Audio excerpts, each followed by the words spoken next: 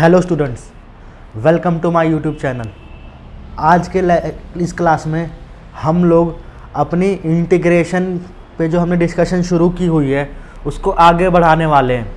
तो आज की क्लास में हम लोग कुछ ट्रिग्नोमेट्री के फॉर्मूले का जो ट्रिग्नोमेट्री के जो हमारे पास फंक्शंस होते हैं उसकी हम इंटीग्रेशन सीखने वाले हैं। तो चलिए शुरू करते हैं। तो देखिए, सबसे पहला आता है हमारे पास इंटीग्रेशन ऑफ साइन एक्स। तो ठीक है, तो देखिए साइन एक्स को सबसे पहले आपको इंटीग्रेट कैसे करना है। तो ये देखिए, साइन एक्स का इंटीग्रेशन का पहले आपने एक मतलब समझिए क्या होगा। देखिए, साइन एक्स आपको दिया हुआ है इंटीग्रेट करने के लिए, तो इसका मतलब कि साइन एक्स डेरिवेट करके आया है ना। तो फंक्शन क्या रहा होगा, कॉस रहा होगा ना। देखिए, साइन कब आप इंटीग्रेट कर पाओगे, साइन इंटीग्रेट करने का मतलब क्या हुआ है कि आपको फंक्शन दिया हुआ है साइन और उस पर लगा हुआ है इंटीग्रेशन।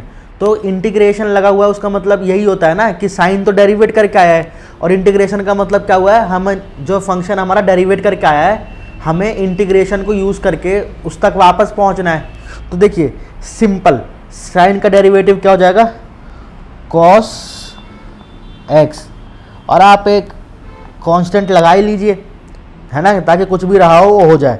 लेकिन एक बात ध्यान रखिएगा, आप कॉस का डेरिवेटिव क्या होता है, याद कीजिए, कॉस का डेरिवेटिव माइनस साइन एक्स होता है ना।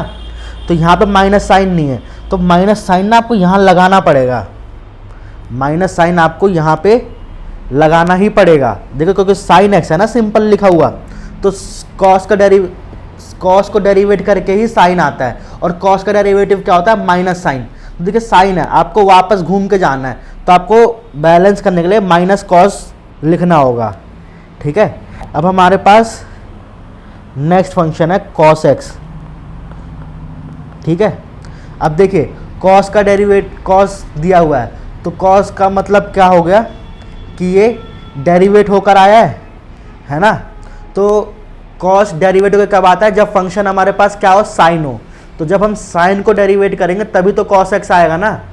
तो कॉस एक्स आ रखा है, तो मतलब साइन से आया होगा, तो साइन का डेरिवेटिव क्या होता है, कॉस एक्स। तो कॉस एक्स का इंटीग्रेशन क्या हो जाएगा, ठीक इसका उल्टा, यानी साइन एक्स, और प्लस कांस्टेंट आप लगा लीजिए। अब देखिए टेन एक्स है ना। अब टेन एक्स आपको दिया हुआ है, तो आप इसको इंटीग्रेट करने में आपको दिक्कत तो आएगी। इसके इंटीग्रेशन है देखिए थोड़े से टेढ़े तो हैं, लेकिन जब टाइम आएगा ना तब मैं आपको करना सिखाऊंगा उसको। ठीक है, तो देखिए, तो सबसे पहले अगला अपना बेसिक फंक्शन देखिए, इंटीग्रेशन ऑफ किसका, सीकेंट स्क्वायर एक्स। तो देखिए जब भी आपका सीकेंट स्क्वायर एक्स दिया हुआ है आपको, इसका मतलब क्या है कि ये डेरिवेट होके आया है ना। सीकेंट स्क्वायर एक्स मतलब ये डेरिवेट होके आया है, तो सेकेंड स्क्वायर एक्स किसका डेरिवेटिव होता है, टेन एक्स का। तो सेकेंड स्क्वायर एक्स का डेरिवेटिव क्या हो जाएगा, टेन एक्स। क्यों, क्योंकि टेन रहा होगा जब भी तो ये आया होगा ना डेरिवेट करके। तो हमें क्या करना है, इस जो डेरिवेट करके जो ये चीज़ हमारे पास आई है, हमें वापस यहाँ पे पहुँचना है ना। तो हमको क्या करना पड़ेगा, अपने प्रोसेस को उल्टा चलाना पड़ेगा। तो देखिए बेसिक्स मैंने आपको इंटीग्रेशन का काफ़ी हद तक क्लियर कर दिए हैं। तो अब जो है हम अपनी इंडेफिनेट इंटीग्रल पे डिस्कशन को बढ़ाएंगे। ठीक है, तो आज की क्लास को तो देखिए मैं यहीं पे ऑफ ही करना चाहूँगा।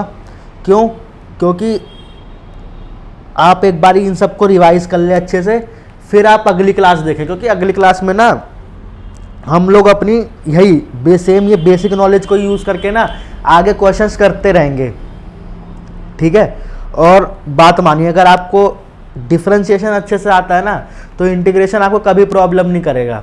इंटीग्रेशन भी जैसे डिफरेंशिएशन सिंपल है अगर आप समझ लेते हैं तो आपको कोई प्रॉब्लम नहीं आने वाली है। ठीक है, तो आज की क्लास को तो इसको अभी तो यहीं ऑफ करते हैं, और अगली क्लास में हम लोग क्वेश्चन स्टार्ट करते हैं, क्योंकि ये और चीज़ें जो है ये क्वेश्चन से ही समझ आएंगे अब।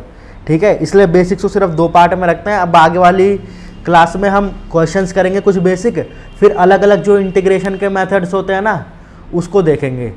तो थैंक यू एवरीवन।